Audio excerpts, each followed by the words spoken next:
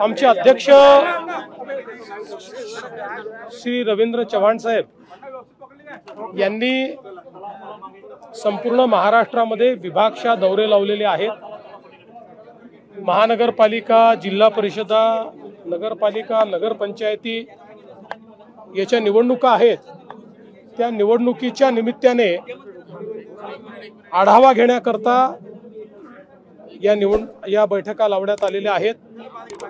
आमचे यापूर्वी मराठवाडा, उत्तर महाराष्ट्र, कोकण असे सगळे विभाग आम्ही आणि पश्चिम महाराष्ट्र असे 4 विभाग पूर्ण केले आहेत।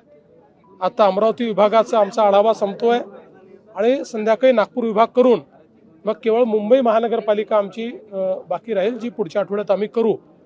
एकूणच कार्यकर्त्यांची मानसिकता आणि तयारी चांगली आहे। निवडणुकीकरता पूर्णपणे त्या ठिकाणी आपलं जी काही यंत्रणा म्हणून पार्टी सज्ज आहे आणि त्यांना एक दिशानिर्देश देऊन कशा प्रकारे या निवडणुका करायच्या असा आमचा प्रयत्न आहे।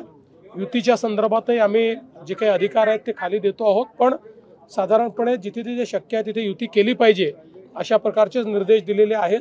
आणि एखाद्या ठिकाणी युती झाली नाही तरी मित्रपक्षावर टीका करू नये अशा प्रकारचे निर्देश हे त्या ठिकाणी दिलेले आहेत।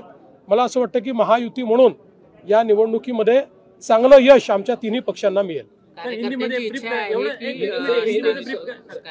इच्छा आहे की स्वबळावर निवडणूक लढवावी, अशी कार्यकर्त्यांची इच्छा नेहमीच असते, परंतु त्या ठिकाणच्या परिस्थितीचा विचार करून निर्णय करायचा असतो।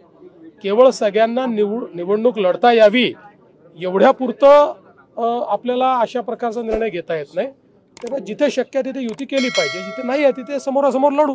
तमिळनाडूमध्ये प्रियांक खरगेंनी मुख्यमंत्र्यांना पत्र दिलेले की RSS वर बंदी घाला म्हणून। कर्नाटकचे जे प्रियांक खरगे आहेत हे प्रसिद्धी करता असल्या गोष्टी करत असतात। त्यांना काही स्टँडिंग नाही, वडिलांच्या भरोश्यावर राजकारण करणारे ते आहेत। त्यांना एवढंच मी सांगू इच्छितो, यापूर्वी अनेक वेळा संघावर बंदी घालण्याचा प्रयत्न झाला, नव्हे तर बंदी घातली।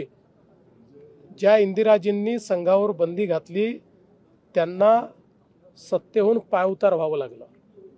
त्यामुळे संघ एक सांस्कृतिक शक्ती आहे, एक देशभक्त अशा प्रकारचं संघटन आहे। राष्ट्रीय विचाराने प्रेरित, मूल्याधिष्ठित अशा प्रकारच्या मानव निर्मितीचं कार्य संघ करतं। मला असं वाटतं की हे प्रसिद्धी करता जे काही अशा प्रकारचे पत्र वगैरे देतात याच्याकडे आम्ही ढुंकूनही पाहत नाही।